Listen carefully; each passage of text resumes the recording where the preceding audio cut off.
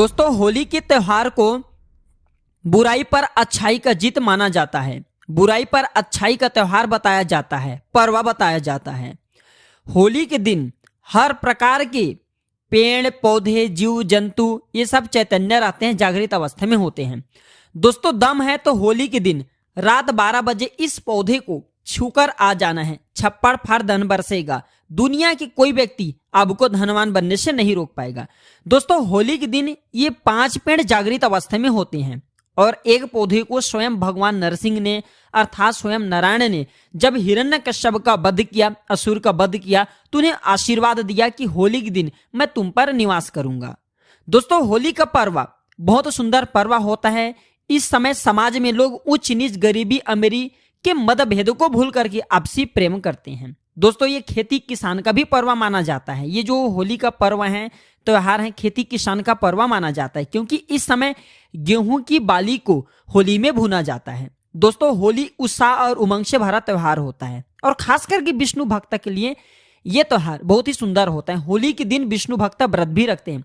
होलिका दहन के लिए लोग महीने भर पहले से ही तैयारी में जुट जाते हैं और सामूहिक रूप से लोग लकड़ी हैं, ओपले हैं, ये सब इकट्ठा करते हैं। आप इकट्ठा करते हैं कि नहीं करते, आप हमें कमेंट सेक्शन में जरूर बताना। दोस्तों, फाल्गुन शुक्ल पूर्णिमा के दिन संध्या काल में भद्रा जब दोष रहित हो तो इस समय होलिका दहन किया जाता है। होली जलाने से पूर्व होलिका माता की सब विधि विधान से पूजा करते हैं। अग्नि है, भगवान नारायण है, इनके भी आहुति दी जाती है। होलिका दहन के दिन पवित्र अग्नि के चारों ओर लोग नृत्य करते हैं और लोकगीत का आनंद भी लेते हैं। और इस दिन राधा कृष्ण की लीला जो ब्रज में है ये अधिक होती हैं। इन राधा कृष्ण की जो लीला ये ब्रज में गूंजती हैं। दोस्तों, होलिका दहन के दिन लोग अपने घर में खीर, मालपुआ और कई प्रकार के व्यंजन बनाते हैं और अपने घर की कुल देवी देवताओं को चढ़ाते हैं। क्या आप ऐसा करते हैं कि नहीं, आप हमें कमेंट सेक्शन में जरूर बताना। दोस्तों, होली की पूर्व संध्या में होलिका दहन किया जाता है और इसके पीछे एक प्राचीन कथा भी है कि दीति का पुत्र हिरण्यकश्यप भगवान विष्णु से घोर शत्रुता रखता था।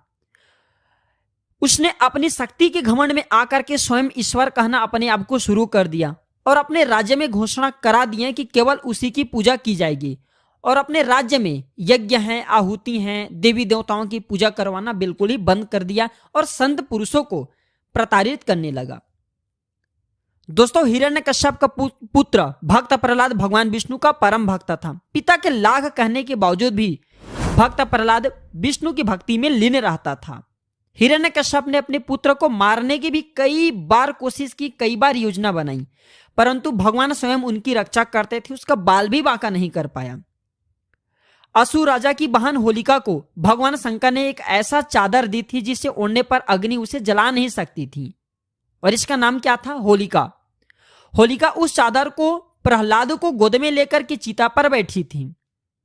दोस्तों, दिव्य योग से प्राचीन समय की बात है। दिव्य योग से वह चादर उड़कर भक्त प्रहलाद के ऊपर में आ गई और होलिका के ऊपर से निकल गई, जिससे भक्त प्रहलाद की जान बच गई और होलिका माता जल गई। होलिका दहन के दिन होली जला करके होलिका नामक दुर्भावना का अंत और भगवान द्वारा भक्त प्रहलाद की रक्षा का जश्न मनाया जाता है। चलिए दोस्तों, मैं आप लोगों को इस वीडियो के माध्यम से बताने की प्रयास करूंगा कि ऐसी कौन सी पौधा है जिसे होली के दिन आपको स्पर्श करके आना है, छू करके आना है और इस पौधा को स्वयं नरसिंह देव ने आशीर्वाद दिया था। कैसा आशीर्वाद दिया था, थोड़ा सा कथा के माध्यम से बता दूं।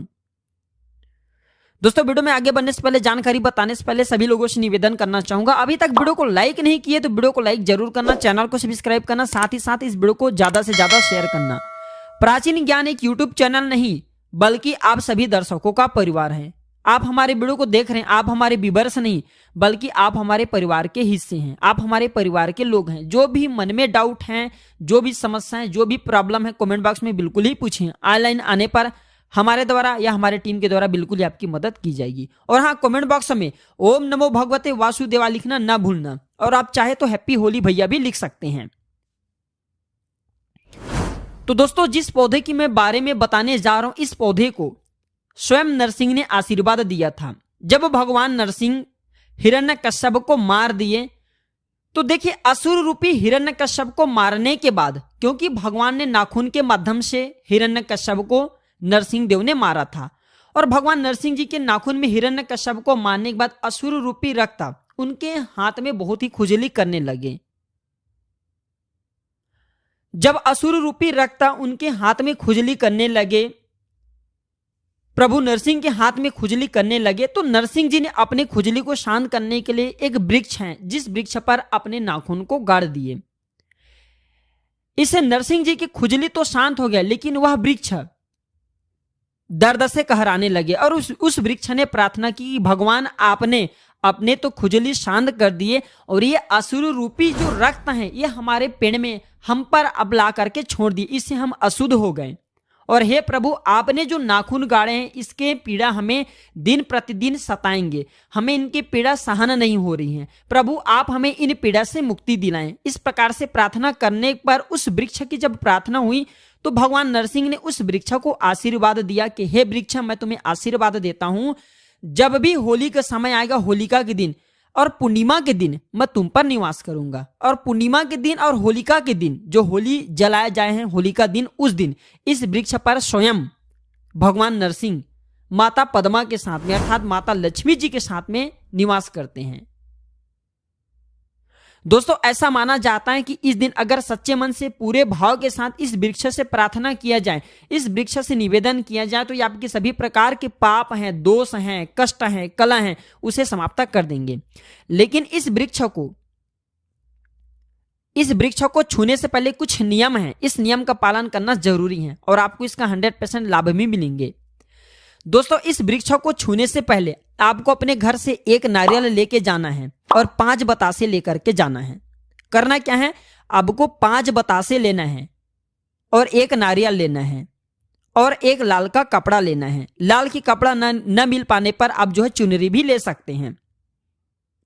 दोस्तों एक नारियल को इस वृक्ष को भेंट करना है और 5 आपने जो बतासे रखे हैं उसे दोने में या फिर आप जो है जो पत्ते हैं आप उसमें डाल सकते हैं। एक पत्ते का दोना बना लीजिए और इस वृक्ष के नीचे में रख दीजिए 5 बतासे को, और आपको एक नारियल को भेंट करना है। आप चाहे तो 5 अगरबत्ती भी जला करके वहां पे रख सकते हैं और इस वृक्ष से प्रार्थना करना है कि हे वृक्षराज, आप हमारी गरीबी हैं, आप हमारे समस्या हैं, आप हमारे निर्धनता इसे दूर करें, क्योंकि आज आपके ऊपर में माता लक्ष्मी तथा भगवान नारायण रूपी जो नरसिंह है ये निवास करते हैं।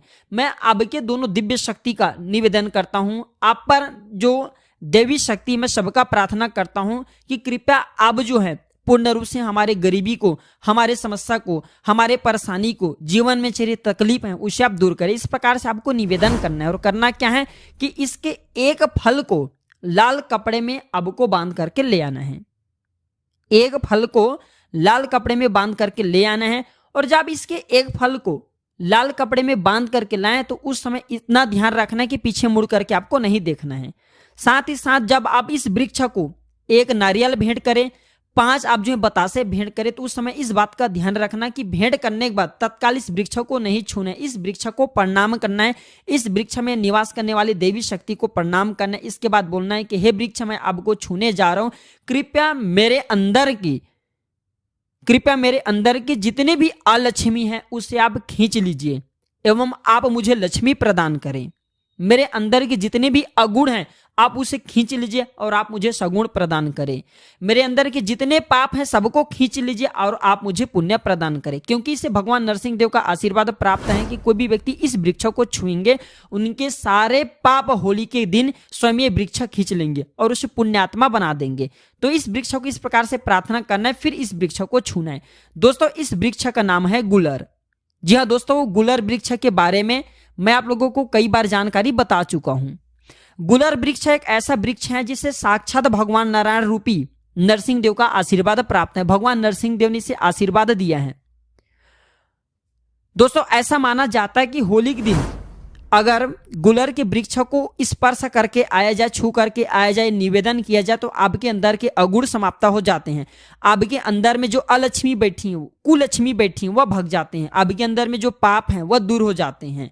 आपने कैसा भी पाप किया हो वह पाप नष्ट हो जाते हैं। इस वृक्ष को छूना है और इस वृक्ष से आपको प्रार्थना करना है। दोस्तों इसी के साथ इस वृक्ष के एक फल को आपको लाल कपड़े में बांध करके ले आना है।